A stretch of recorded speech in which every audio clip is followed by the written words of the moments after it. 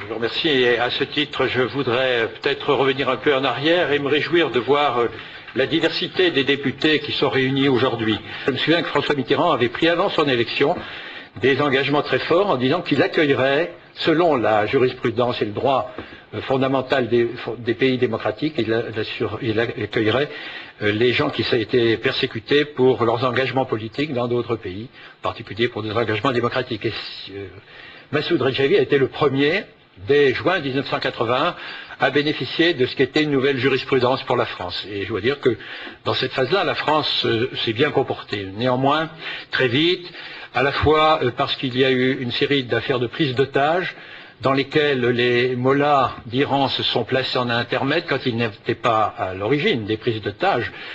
Et puis il y a eu des négociations commerciales. Tout ceci a fait que, bon an, mal an, dès la première cohabitation, on a invité Massoud Redjavi à quitter la France. Et le seul pays qu'il a accueilli à l'époque a été l'Irak. Et précisément, l'affaire d'Ashraf se noue à ce moment-là. Clairement, j'ai été parlementaire lorsqu'il y a eu une délégation du Parlement qui est allé en grande pompe se faire recevoir par le gouvernement iranien.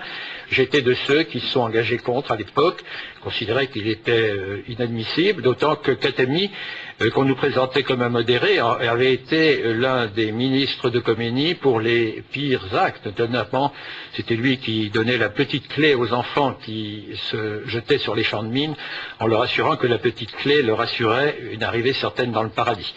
Qu'un personnage comme celui-ci ait pu, aux yeux de gens civilisés en France, apparaître comme un modéré, me laisse toujours pantois. Mais il y avait pire à attendre, puisque, à la demande de Khatami, à la demande des mollahs, tous les pays occidentaux qui voulaient faire un effort, les États-Unis, les tout premiers, ont commencé de demander ce qui ferait plaisir à ce cher régime.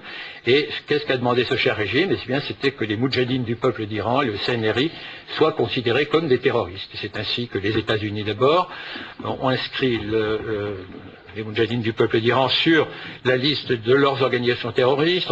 Ce sont les juges, par une réaction assez normal, puisqu'ils sont là pour ça, qui se sont opposés au pouvoir politique des différents pays, et ce sont ensuite les parlementaires européens, puis dans les différents pays, qui ont repris leurs responsabilités. Et nous avons connu une période dans laquelle, disons, les représentants des peuples, que ce soit en Angleterre, que ce soit maintenant aux États-Unis, que ce soit dans pratiquement toute l'Europe et en France, qui sont pour votre reconnaissance, contre leur propre gouvernement.